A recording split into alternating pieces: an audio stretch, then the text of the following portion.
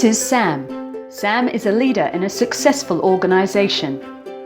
But Sam knows his organization has a problem. Growth is slowing down and change on the outside is moving at a much faster pace than his organization can adapt to it. Adapting is costly, unrelenting, and exhausting.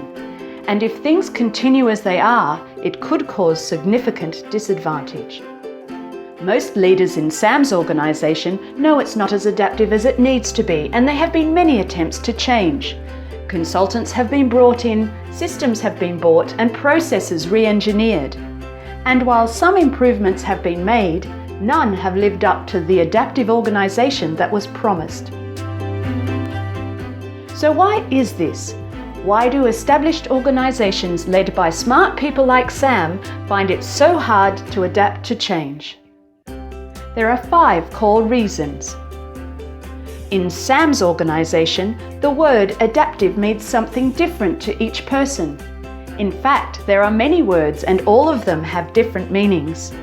As a result, there is no shared basis upon which to discuss, develop, or most importantly, measure adaptiveness.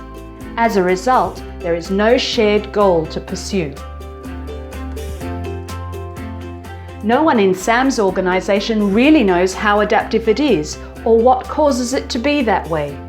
As a result, any attempts to change never quite address the real issue and often make matters worse.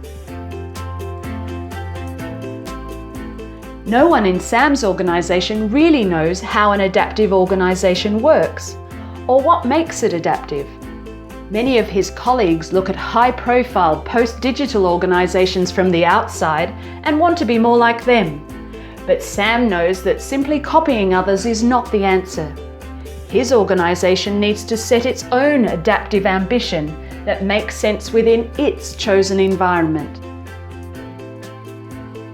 As Sam's organization has grown, many of the capabilities needed to make it adaptive have been distributed across the organizational structure. While many people own a part of the puzzle, it's no one's job to ensure that it neatly fits together or make sure that it shows the right picture.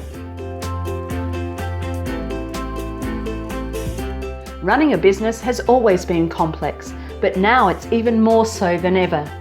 Even though Sam knows that being adaptive is important, it's just one more thing on the organization's already packed agenda, and so it never receives the right priority. Even if it did, they wouldn't know where to start. The combined impact of all these factors means that Sam's organization is now caught in a vicious cycle.